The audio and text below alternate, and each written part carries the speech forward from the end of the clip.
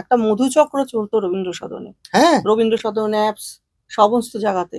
বলেন এই কি? যে আমি 20 সাল থেকে মুখ খুলেছি, তখন আমি চ্যানেলে বসেছি, আমার উপর থ্রেট কল এসছে, আমার উপর অত্যাচার এসছে এবং রুলিং পার্টি তখন লবির লোক। শুনেছি সিঙ্গুরে তার বাগান বাড়ি আছে, সেখানে অনেক রকম কিছু মাইফেল বসতো। ইন্দ্রনীলের চারপাশে আমলারা যেমন আছেন, সরকারি অফিসাররাও এই নেক্সাসের সাথে অনেকে যুক্ত। রবীন্দ্র সদনের আধিকারিক, বাংলা একাডেমির আধিকারিক, শিশির মঞ্চের আধিকারিক, সবার কাছে সবার ব্যাংক অ্যাকাউন্ট চেক করা হোক না, এবং শিল্পীরা যারা ওনার নেক্সাসের দলীয় দলভুক্ত তাদের ব্যাংক অ্যাকাউন্ট চেক করা হোক। ভয় আর ভরসা ইন বলেই তো কথাগুলো আজকে বলছি। এর আগে তাহলে বলতে পারতাম। আমাকে একটা চ্যানেলে জিজ্ঞেস করলে আপনি কেন থানায় কমপ্লেন করেনি, থানায় কমপ্লেন নিত। এই যে আমাদের রবীন্দ্র সদন, শিশির মঞ্চ, নাট্য একাডেমি, সঙ্গীত একাডেমি, সবগুলো না ঘুঘুর বাসা।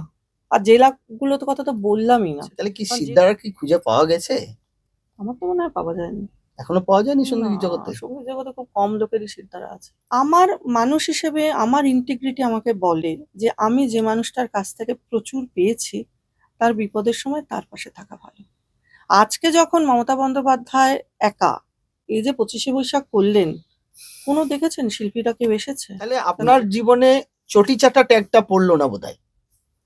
ভালো আছি, ভালো থেকো, আকাশের ঠিকানায় চিঠি লিখো, দিও তোমার মালা খানি বাউলের মনটারে, আমার ভিতর বাহিরে, অন্তরে অন্তরে আছো তোমরা, হৃদয় জুড়ে।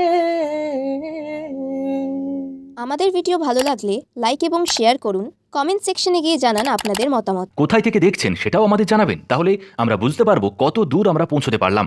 আরও ভিডিও পেতে আমাদের চ্যানেলটি সাবস্ক্রাইব করুন এবং প্রতি মুহূর্তে আপডেট পেতে প্রেস করুন পাশে থাকা বেল আইকন।